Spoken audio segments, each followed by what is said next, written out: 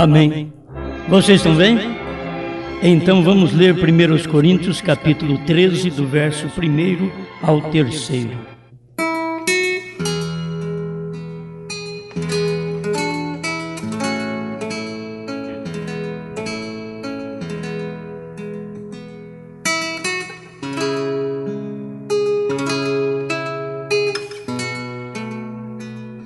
Primeiros Coríntios 13, versículo 1 ao 3.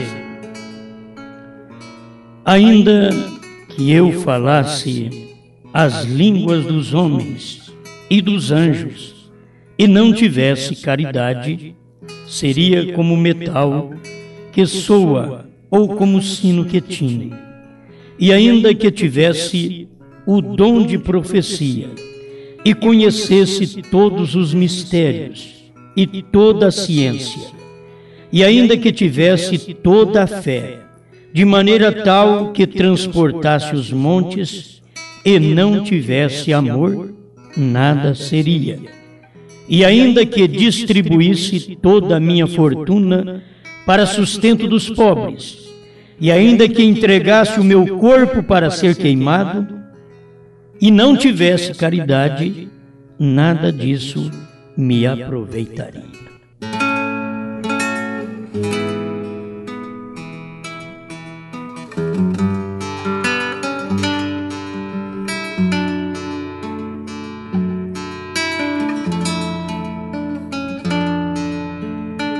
Ajuda-nos, grande Senhor, para podermos encontrar esta caridade, este amor, sempre descobrir qual é este amor. Temos vários amores, mas tem um amor que é o original, de onde sai todos os demais amor. Ajuda-nos nesta hora a ouvir, a falar, a sentir, a crer na sua palavra, em nome do Senhor Jesus Cristo. Amém, Senhor. Amém. Pode sentar.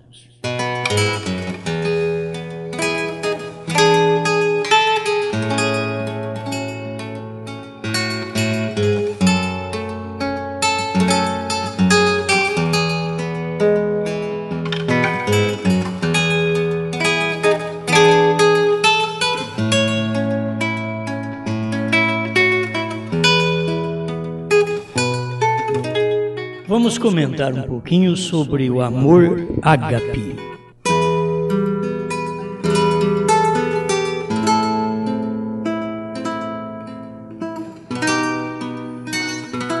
Cada amor tem o seu lugar. E na Bíblia vem descrito vários amores. Temos o amor fraternal, de um irmão para o outro. Temos o amor eros, de marido para mulher, vice-versa. Sem este, não pode haver casamento. O amor eros, que é o amor de sexo. Não pode casar se não tiver um amor deste. Você tem que sentir a atração. Isto é o casamento. Porque se você quiser fazer o casamento com amor fraternal, ele não funciona. Aí ouvimos gente falar assim, vivemos como irmãos. Aí não funciona. Marido e mulher não se vive como irmãos. Tem que viver como marido e mulher. E por isso precisa do amor eros, o amor sexual de desejo carnal. Senão não forma casamento. Então tem que colocar tudo no lugar, senão você fará um casamento errado por causa do amor, que você não soube colocá-lo em lugar certo. O amor fraternal, filéu, é um amor que se trata um com o outro. Mas o amor eros é só marido e mulher. Quando sai daquilo, aí você vai ver a decadência do amor. Todos amores saíram de uma fonte pura, que é o amor. Mas todos os amores saíram dali. Só que eles vieram pervertendo. Do amor ágape, você vê saindo o amor fraternal, o amor filéu. Logo você vê deste amor saindo o amor eros, que ainda não é pervertido, porque ele é um amor de marido para mulher, não é perversão. Quando ele é um amor de mulher para mulher, com amor eros, aí lesbianismo. Quando é amor de homem para homem, então, se é amor eros, é homossexualismo. Então a pessoa tem que saber posicionar o amor. Aquilo não é o lugar do amor eros. Ele é entre marido e mulher. Não pode ser usado de outra forma. Outra forma, este amor eros, então ele chega a ser chamado de amor imundo. Ele parte para outro lado, que vem a imundície da imoral. E é o que nós vemos estampado na nossa era. É amor imoral. Mas tudo teve uma fonte pura. Mas os homens depois vieram pervertendo o amor. Mas se você quiser um amor puro, um amor perfeito, um amor que não tem ciúmes, isto é o que a Bíblia mostra. Um amor que não trata mal, um amor que tudo sofre, tudo crê, tudo espera, tudo suporta. Se você quiser este amor, não procure no amor fraternal, porque ele não está. Não procure no amor eros, porque no amor eros ainda há traição. Não sofre tudo, não. É muito difícil quando você vê um casal sofrendo tudo, passando por privações, muitas lutas, e permanecer juntos. Você tem que notar que tipo de amor ainda está entre aquele casal. Por isso o casamento ele não é feito apenas com o amor sexual, com o eros. Ele tem que ter um bocado do amor ágape, porque ele tudo sofre. Tem que estar no casamento para que possamos usufruir de uma segurança, de uma firmeza em nosso casamento. Qualquer dia eu vou falar disso. Eu estou apenas vislumbrando alguma coisinha. Mas qualquer dia eu quero falar sobre insegurança. Porque há insegurança em tudo hoje. A pessoa está insegura. Casa com uma pessoa, pensa que ela é boa, e lá no final, daqui a um ano, já mostra suas cores. Aquele rapaz parecia um bom rapaz, sempre ensinamos, olhe para a família, de que família vem essa moça, esse rapaz. Veja, aí depois você veja como ela trata seu pai, sua mãe, como ele trata seu pai, sua mãe. Porque do jeito que ele tratar o pai e a mãe, e ela também, vai te tratar. E você vai ter que tirar dali.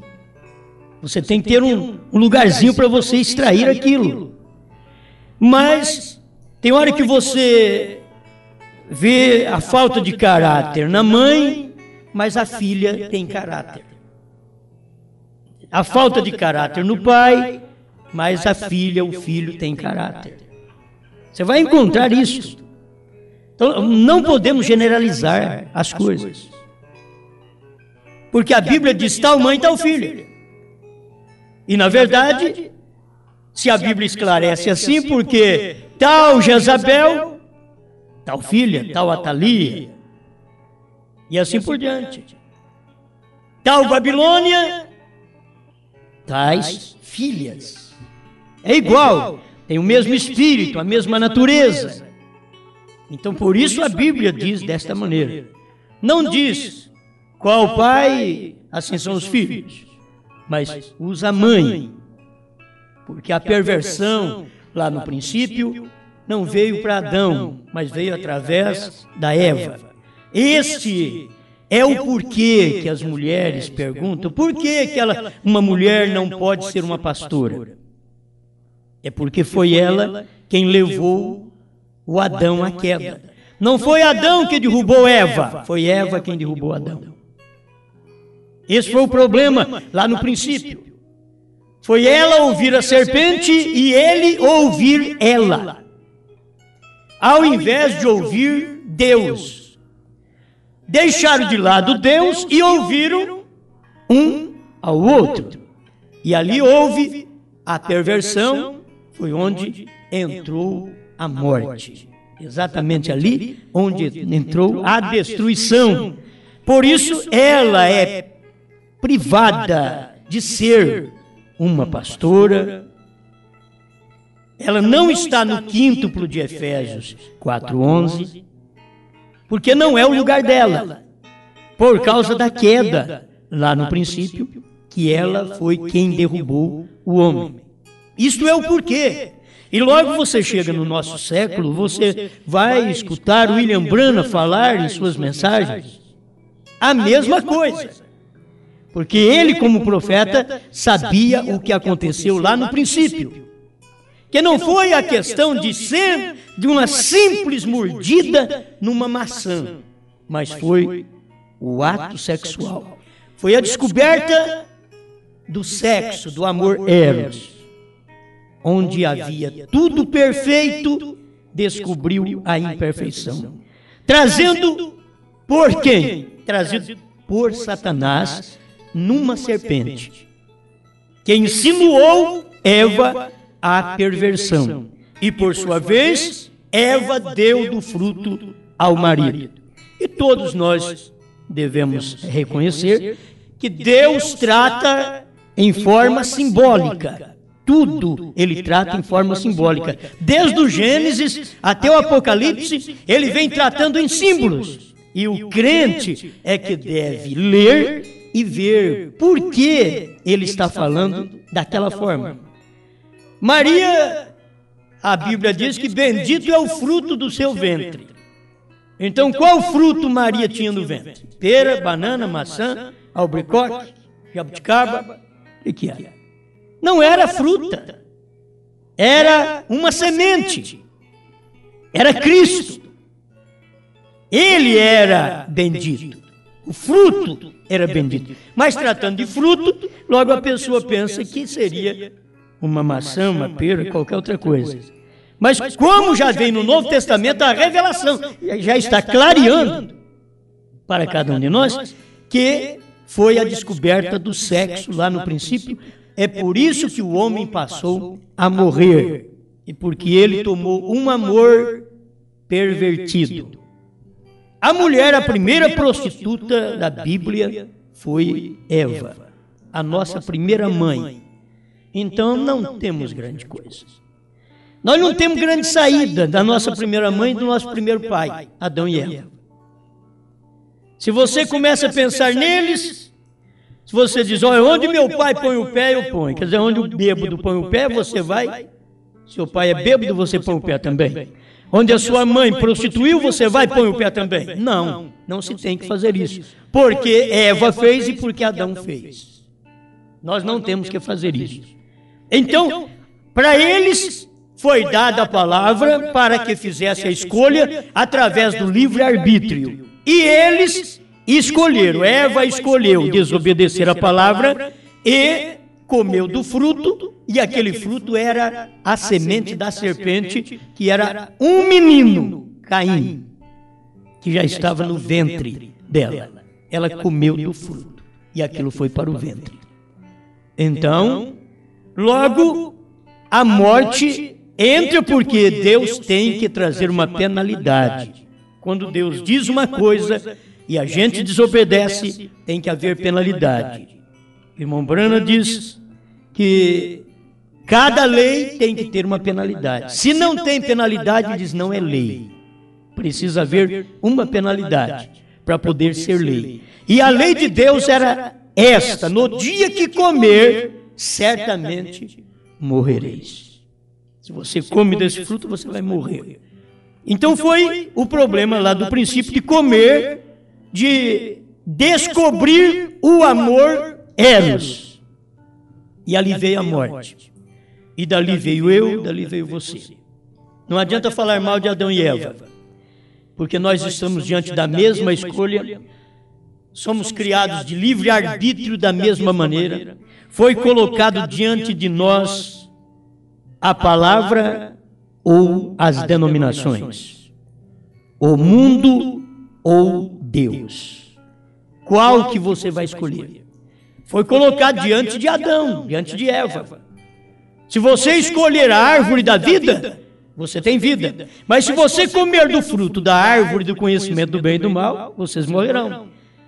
O livre-arbítrio estava ali. Deus não pode condenar você. É você quem contrariou a lei de Deus e se condenou. Você tem que pagar pelo que você fez. Adão teve que pagar e morreu naquele dia que ele comeu. Isto é, um dia, não de 24 horas.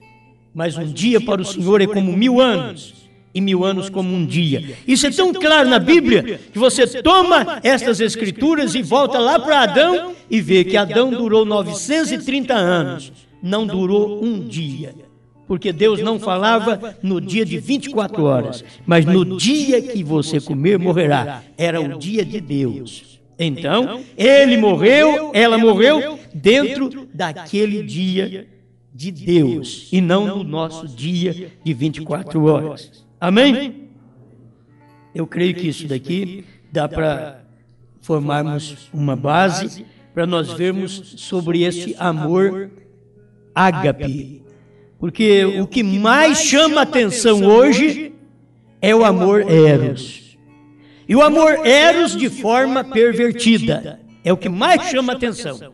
Por todo lado, nós estamos vivendo nesse período, dias de Noé, casamento e divórcio. Então são dias que chama a atenção. O pecado chama a atenção de todo mundo.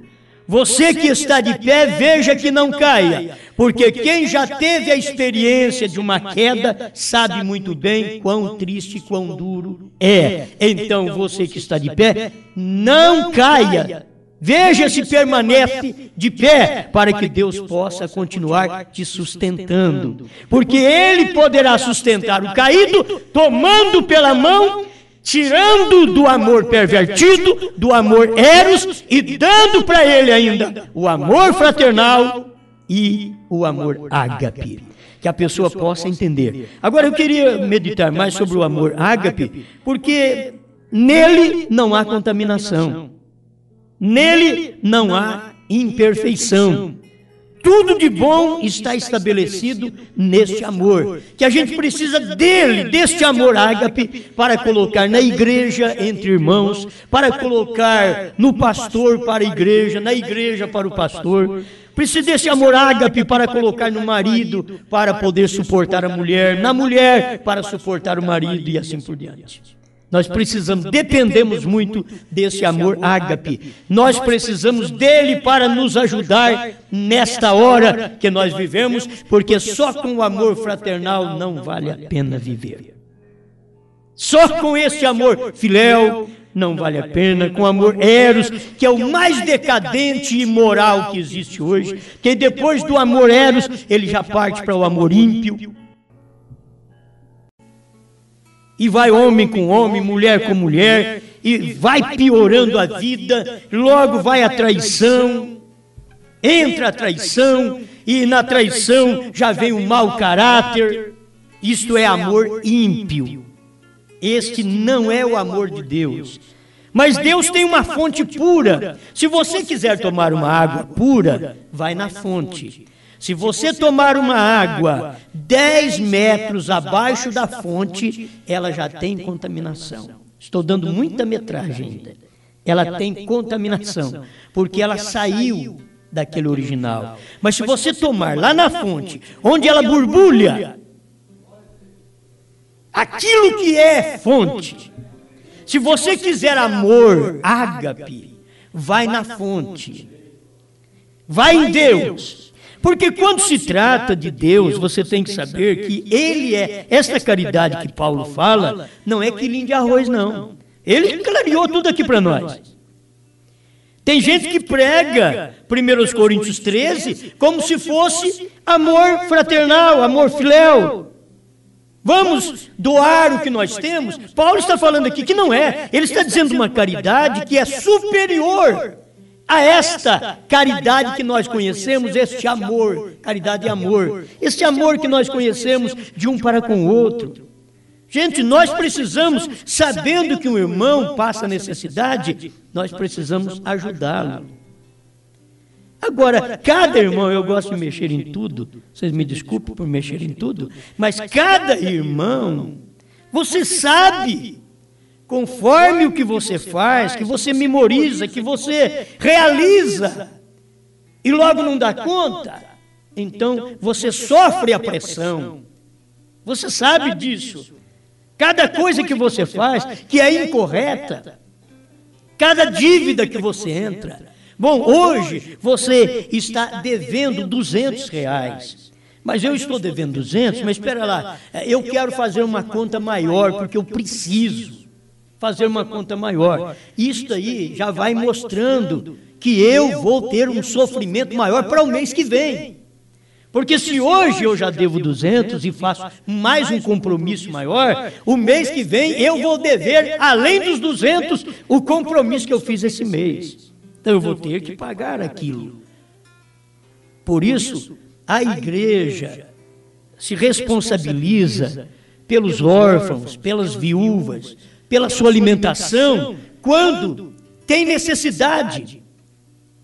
Isto é bom, a igreja fazer isto para as viúvas. Em São Paulo, eu não sei o porquê, ele disse para não considerar as viúvas com menos de 60 anos, porque elas se tornam levianas contra Cristo e querem casar. E Paulo não era contra casamento, você sabe que não era? Paulo diz que quem tem doutrina contra o casamento, que é doutrina de demônios. Então Paulo não tinha doutrina contra casamento, mas ele sabia o porquê. E ele informou a igreja, se alguém tem alguns necessitados, então que vocês cuidem desses necessitados, seus parentes, para que não pese a igreja. Paulo esclareceu isso. Leia aos Coríntios, aos Gálatas, que você vai ver. Paulo esclarecendo essas coisas. E ele diz, e considerai, principalmente os da família da fé. Porque tem hora que você pensa que o fazer o bem é para todo mundo, e você não pode estar fazendo, faz uma dívida para poder fazer alguma coisa de bem para o outro. E você faz uma dívida.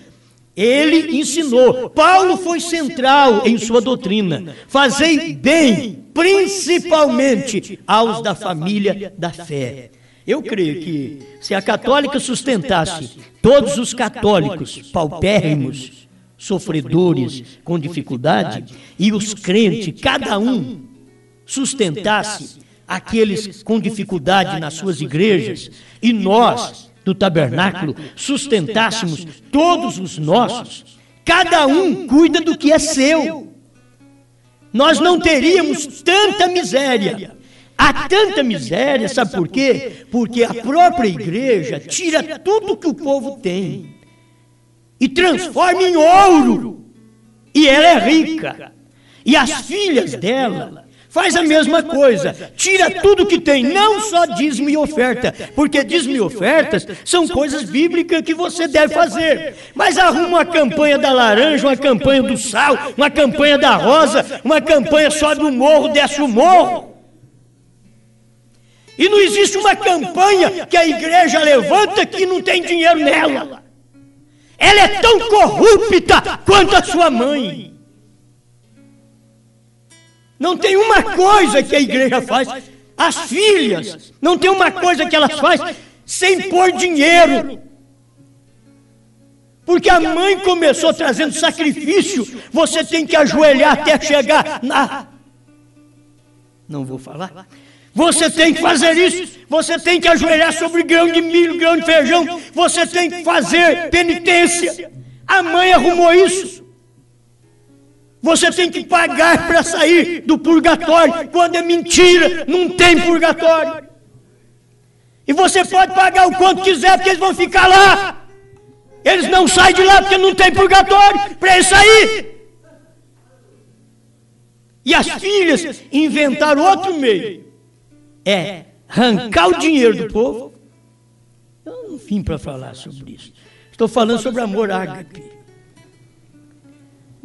Porque, de um lado, nós temos a igreja, membros que não cumprem com seus deveres, que não são dizimistas, que não são ofertantes. Temos, por um lado, estes que não cumprem com os deveres cristãos. Irmão Branham chamou isso de dever cristão. Ele disse para o senhor da farmácia, tem uma coisa, eu estou te devendo isso daqui, você tem paciência comigo até a semana que vem, porque eu devo a ele meus dízimos. Irmão Branham colocou aquilo como um dever cristão.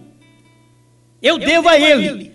Agora, do outro lado, a igreja é sugada por esse pulgão, esse gafanhoto, que entrou na igreja e comeu as folhas, que é o companheirismo, até que foi na casca e sugou a vida, que é um pulgão. Ele sugou a vida da igreja, tirou a vida da igreja, e ela ficou só o toco.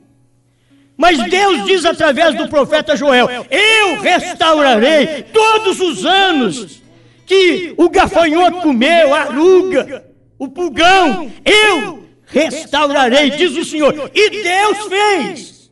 Foi por isso que ele diz, Elias virá primeiro e restaurará todas as coisas. Que coisas eram? Eram as coisas que o gafanhoto comeu, que o pulgão sugou. Aí chega o Elias e diz, Deus está restaurando tudo de volta a você, te dando vida para a igreja, dando vida para o crente. Por o crente em si, ele não pode deixar esse gafanhoto entrar nele. O gafanhoto, ele tira o companheirismo. Quer dizer, você não tem companheirismo dentro do casamento. Tem gafanhoto no lar. Tem gafanhoto no marido ou na mulher. Porque irmão Branham ensinou isso na mensagem, Árvore Noiva. Ele mostrou que o gafanhoto, ele come o companheirismo. Então o marido não tem companheirismo com a mulher não tem com o marido. Logo o pastor não tem com a igreja não tem com o pastor. Tem gafanhoto na igreja. Aí eles ficam procurando as paredes. Cadê? É a forma espiritual que um profeta trata, e você tem que entender. E ele está comendo companheirismo, e você não tem prazer em ter companheirismo, como o marido não tem prazer em ter companheirismo com a mulher. Ele tem mais prazer de estar no boteco bebendo cachaça do que ter companheirismo com sua esposa em casa. Do outro lado, a mulher não prepara um lar para que aquele marido possa ter o prazer de estar dentro de casa, porque cada vez que ele entra dentro de casa, ela o chama de malvado, de vagabundo. E ele vai beber cachaça lá, todo mundo diz, oh, chegou o fulano, eu vou pagar uma para ele. Lá todo mundo ajuda ele a beber cachaça, e a mulher em casa não é a cachaça dele. Embriague esse marido. Seja a cachaça dele. Mas não há companheirismo. O gafanhoto comeu o companheirismo. E a igreja não vai bem, o lar não vai bem, um crente não vai bem com o outro. Um crente já olha no outro assim, eu não sei como faz o gafanhoto, mas já deve levantar as patinhas assim, ó. É um crente olhando para um outro, uma irmã olhando para outra, um irmão olhando para o outro, já levanta as patinhas, abre as asinhas, como dizer, vem para você ver, eu te como, não te suporto. É gafanhoto no lar, é gafanhoto na igreja, é gafanhoto entre irmãos, vem tudo na fila da ceia. Quem está vindo na fila da ceia? Gafanhoto. Enquanto você não se converter e mudar de natureza, para que a restauração entre e coloque tudo de bom no lugar que o gafanhoto comeu o companheirismo, vem a restauração e coloque companheirismo. No lugar que o pulgão sugou a vida e você já estava morrendo, vem a restauração e coloque vida naquele lugar. Aí você pode vir e tomar da ceia. Você pode amar o seu irmão, amar sua irmã. Mas quando não pode fazer isso, pulgão na vida. E é isto mesmo que tem acontecido. Então, em cada tempo, nós precisamos ver o que Deus está fazendo, porque o diabo está trabalhando.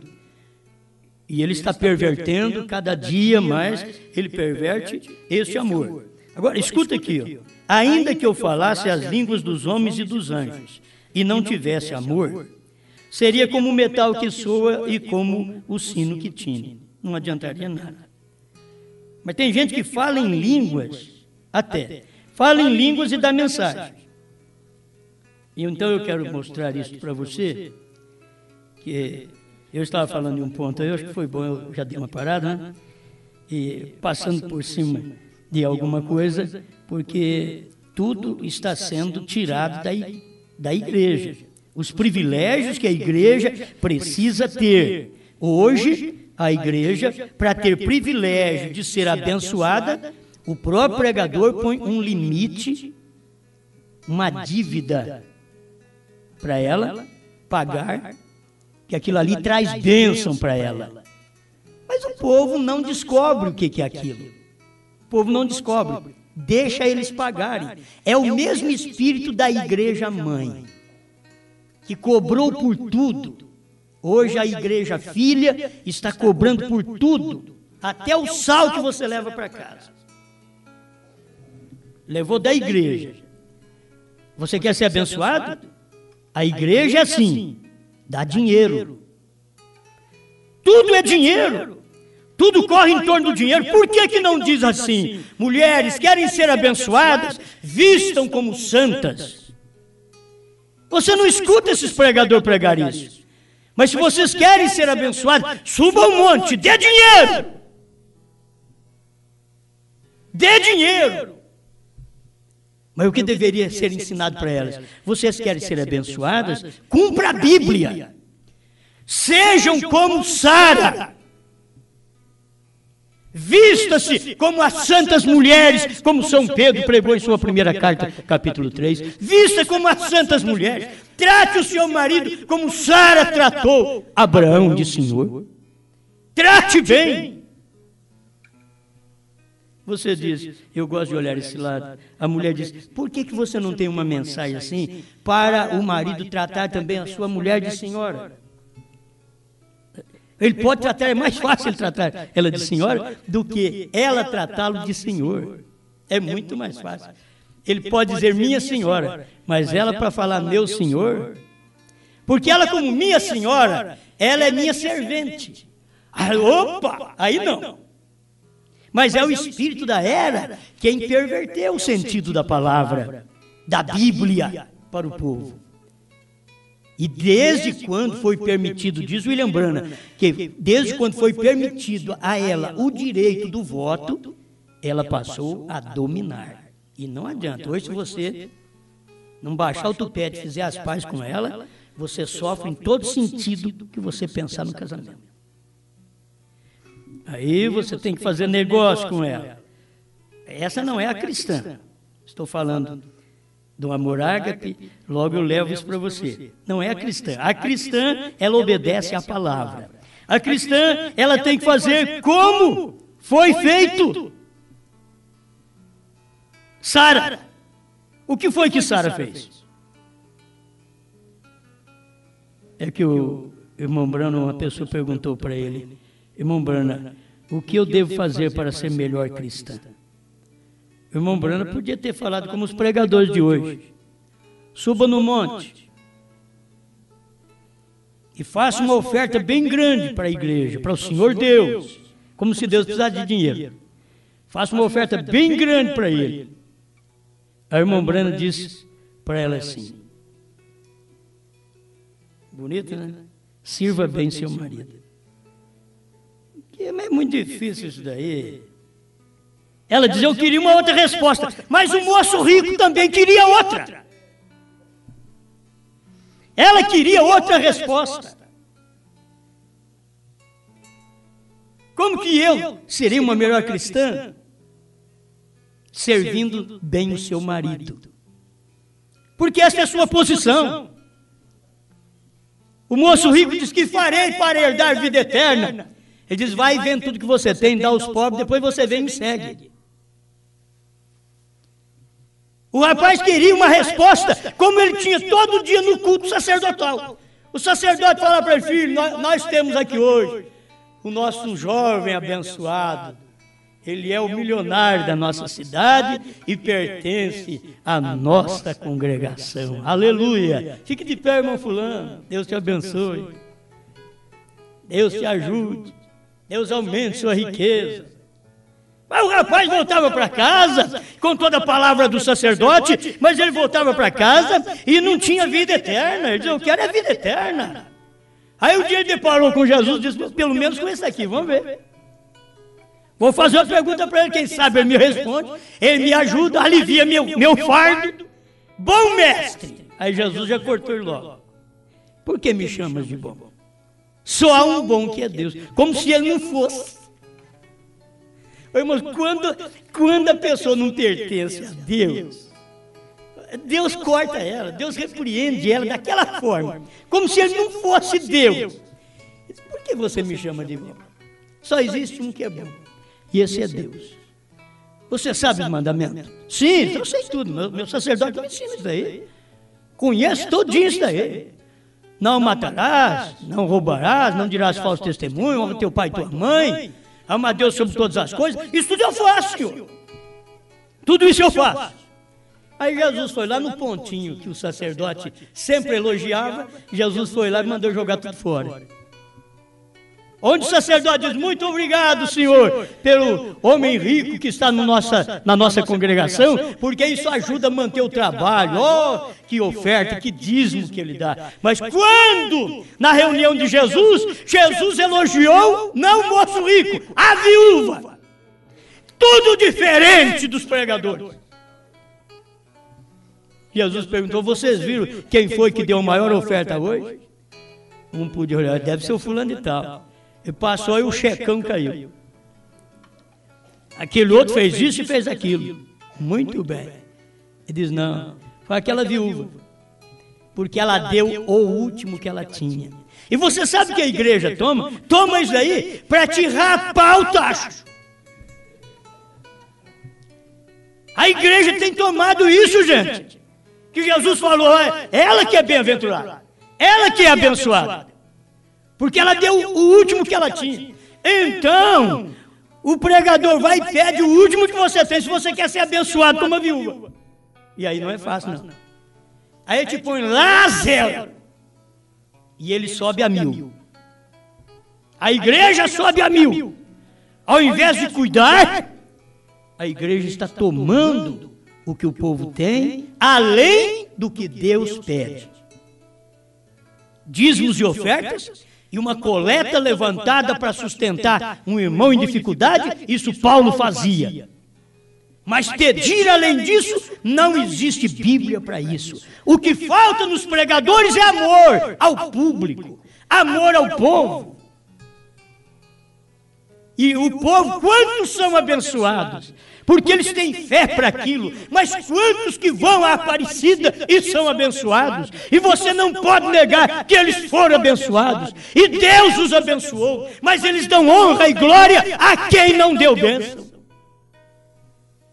Mas quem abençoou eles foi Deus, e Deus olha a ignorância desse povo, que dá tudo o que tem para a igreja. Como eles no passado deram tudo para a igreja, ao ponto da igreja ficar rica, é uma potência em ouro. Deram tudo para a igreja. Hoje está fazendo a mesma coisa. Não está diferente. Eu falei que ia parar e acabei não parando nada, né, irmão? Acabei não parando. Jesus disse, vende tudo e dê aos pobres. E daqui é um pensamento do irmão Norivan. Pregadores, a igreja diz, vende tudo e dê à igreja. É o pensamento do Joãozinho daqui? Joãozinho tem uns pensamentos bons, né? Vende tudo e dê para a igreja. Mas se você for olhar na Bíblia, você vai ver que a igreja vendia tudo e trazia aos pés dos apóstolos. E hoje eles fazem isso daí também. Mas aquela igreja que fazia isso, tinha batismo em nome de Jesus Cristo. As mulheres não eram pregadoras, ficavam caladas nas igrejas. A igreja não era política. Ela não era casada com o Estado. Aquela igreja era uma potência, na verdade. O Espírito Santo a dominava, ao ponto que quando Ananias e Safira mentiram para Pedro, a Bíblia diz que eles mentiram ao Espírito Santo. O pregador daquele dia representava o Espírito Santo. Falar uma mentira para Pedro era mentir para Deus. Mas era Pedro, mas está mentindo para Deus. Irmãos, a igreja tomou força por tudo isso e rapa o povo. E ela então fica rica. Deus nunca fez uma igreja desta forma. Agora falta do quê? Amor. E qual amor? Nem o amor fraternal não está havendo.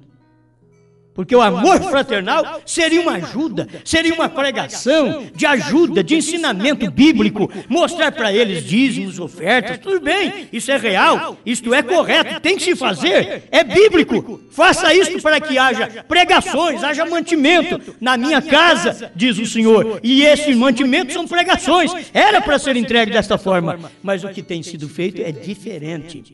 Tem torcido a palavra nesse dia. Bom, já me deram um aviso aqui, porque senão eu vou demorar muito, né? Mas eu queria tomar um pedacinho aqui. Quando a mulher tomou força, até nos dias do irmão Brana, adoção, quarta parte, mistérios predestinados de sua vontade, no parágrafo 135, no final do parágrafo, diz assim: agora ela era honesta, ela era sincera, mas ela foi enganada, a Eva. Adão não foi enganado. A Bíblia diz, ele não foi enganado, mas ela foi enganada. Então, ele pode enganá-la. E ainda assim, pastores saem e ordenam mulheres a pregadoras e as colocam sobre a congregação assim. E esta Bíblia condena isto de Gênesis a Apocalipse. Isso é um profeta que está dizendo. E eu creio nisto. Mas pastores colocam a mão sobre elas e faz delas pastoras, pregadoras. Porque se não fizer isto delas, elas não estarão bem. Por isso São Paulo diz que teriam gente com comichão nos ouvidos, amontoando para si esse tipo de pastores. Eles têm grandes pregadoras de pé. Eu sei que isto é certo. 136. Mistérios predestinados de sua vontade. Adoção 4. Como alguém que começou a falar em língua certa noite, eu simplesmente continuei pregando. E quando eu saí lá fora, uma mulher disse para o meu filho, disse, eu tenho uma mensagem para dar amanhã à noite. Disse, quando seu pai subir a plataforma. Você pensa bem, uma mulher dizendo, eu tenho uma mensagem para dar amanhã à noite. E que o irmão Brana tinha que obedecê-la. Disse, uma mensagem. O que você quer dizer? 137. E naquela noite, quando estava tudo pronto, quando eu estava preparando para fazer a chamada de altar, ela arrumou seu cabelo todo para cima, puxou suas meias e tudo mais, e se preparou, pulou bem ali no meio do piso e começou a pular para cima e para baixo, falou em línguas e profetizou. Eu simplesmente segui pregando. Fiz minha chamada de altar. Bem, eu realmente não respeitei aquilo nem um pouquinho. Aquilo não estava certo. Então, bem, A Bíblia diz para não. O espírito do profeta está sujeito ao profeta. Deus falando na plataforma, deixe-o falar. Paulo disse, se algo está para ser revelado para um, fique quieto além, até que o outro termine. Mas ela pulou no meio da igreja e quis dar sua profecia. Deu sua profecia. Mas o irmão Branham cortou aquilo porque ele continuou pregando. Agora, quando eu saí lá fora, diz o irmão Branham, estas pessoas disseram, você entristeceu o Espírito Santo nessa noite. Você não gosta de profeta? Gosta, né? Mas essas pessoas aqui achavam o profeta inferior àquela mulher que estava pulando e profetizando dentro da igreja. Estas pessoas achavam William Branham inferior, que chegou ao ponto de dizer, você entristeceu ao Espírito Santo nesta noite. Eu disse, fazendo o quê? O que eu fiz? Eu disse, bem, quando aquela irmã entregou aquela mensagem, aleluia, e disse aquilo, ora, eu disse, eu estava pregando, ela estava fora de ordem. Disse, aquilo estava fresco, vindo diretamente do trono. Aquilo estava mais fresco do que o que você estava pregando. 141. Agora, aquilo simplesmente mostra, aquilo mostra mesmo isto. E eu disse isto para vosso respeito. É insanidade. Ou é desrespeito. Ou um ensinamento iletrado de que eu não sei mais a respeito de Deus do que um coelho sabe a respeito de um sapato para a neve. Agora, aquilo, eu não digo isto para ser... É uma observação boba, porque este lugar aqui não é para piadas. Isto é exatamente a verdade. Uma pessoa que saberia que Deus não é o autor da confusão, ele é paz. Eles não conhecem a Bíblia. Tudo o que eles sabem fazer é pular para cima e para baixo e falar em línguas, dizendo, eu tenho o Espírito Santo. Aleluia! Eu estive e vi na África que médicos e outros falaram, cerca de 5 mil deles, ao mesmo tempo, pulando para cima e para baixo, sangue em todas as suas faces, falando em línguas, bebendo sangue em uma caveira humana, invocando o diabo e falando em línguas. E ainda falar em línguas é um dom de Deus, mas esta não é a prova infalível do Espírito Santo. Eu te digo isto agora, eu realmente creio que todos os santos inspirados falam em línguas. Eu creio que um homem, às vezes, quando fica tão inspirado de Deus, fala em línguas. Eu creio nisso, mas eu não creio que este seja algum sinal que você recebeu o Espírito Santo. E tem gente que crê que, olha, se você contradizer uma pessoa desta, que pulou e gritou e falou em línguas, eles vão dizer que você é um falso. É isso que eles fazem. Deixa eu terminar aqui, 49 do segundo selo. Ele começa 48. Hoje dizem, você odeia as mulheres, faz isto e aquilo. Não, senhor, isso não é verdade. É uma mentira. Eu não odeio as mulheres, não, senhor. Elas são minhas irmãs. Sim, são irmãs. Porém, a verdade é que o amor é corretivo. Se não é corretivo, então não é amor. Se é amor sem correção, então é amor filéu e não amor ágape. Correto? Você pode ter amor filéu para alguma dama formosa, mas o amor ágape é algo muito diferente, porque o amor é amor que sobrepassa tudo e se une com Deus num lugar onde se pode viver eternamente. Agora, pode ser que isto soe de uma maneira diferente ao que quero dizer, mas confio que me entenda bem. Amém. Porque a pessoa não faz diferença entre o amor. E o problema de não ver a diferença entre o amor, ela acaba deixando infiltrar em sua vida o amor errado. Trata a família com amor que não deve tratar. Trata a empregada lá no trabalho, trata com amor eros. Trata a esposa com o amor fraternal. Totalmente errado. Totalmente errado. tem que colocar o amor no seu lugar. Você vai tratar a sua esposa, você usa todo tipo de amor que não seja pervertido. Você a trata com amor filéu, você a trata com amor sexual, você a ama, ela é sua. E o amor ágape, o amor de Deus está em seu coração. É assim que Deus ama a igreja. Deus te ama em todos os pontos, no amor correto. Ele te ama, Deus te ama a um certo ponto, Ele olha para você, Ele diz, olha, esse amor tudo sofre, eu sofri por você. Esse amor tudo espera, tudo suporta. Isto é o verdadeiro amor ágape, que deve estar no meu e no seu coração. Isto aqui é apenas uma trilha que nós passamos, um pouquinho.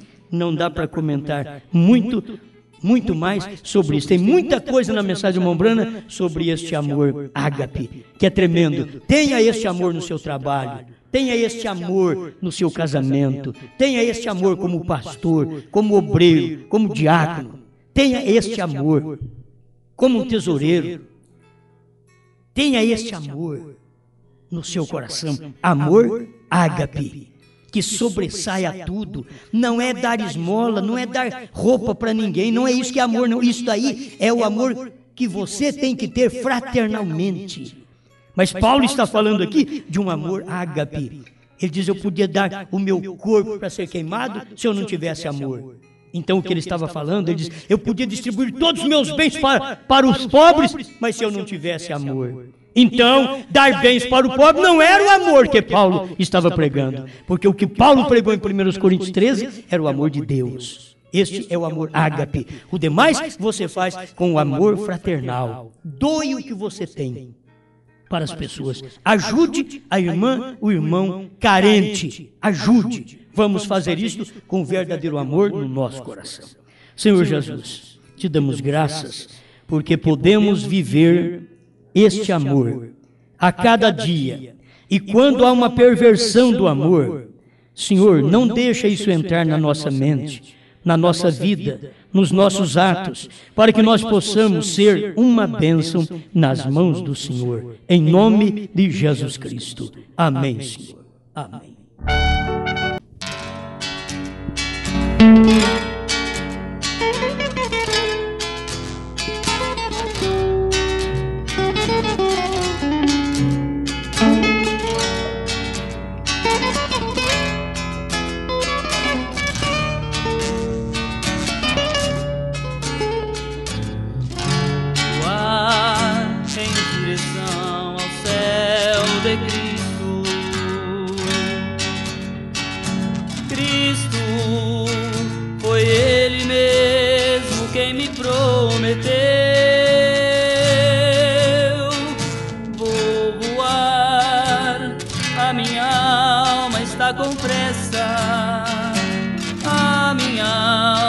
Com pressa, sim, com pressa de no céu chegar.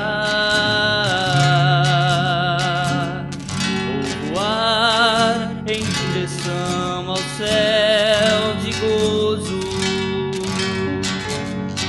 repouso para sempre eu ali terei.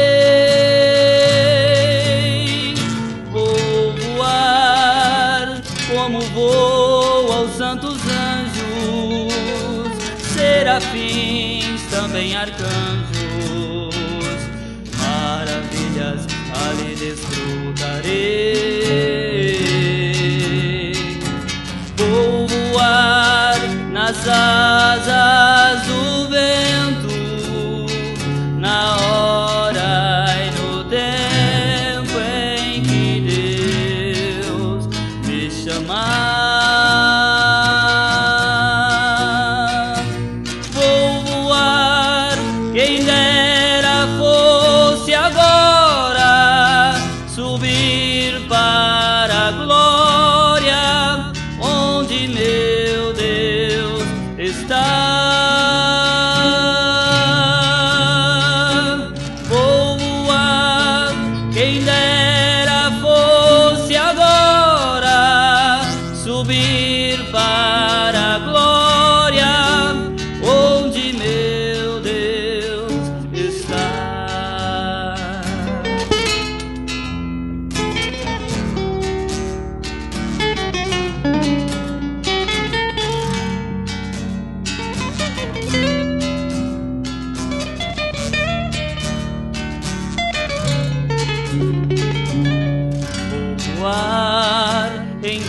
direção ao céu de gozo.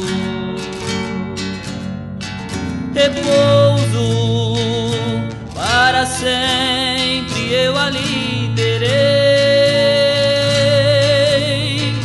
Vou voar como voam os santos anjos, serafins, também arcanjos. Maravilhas ali desfrutarei. Vou voar nas asas do vento, na hora e no tempo em que Deus me chamar.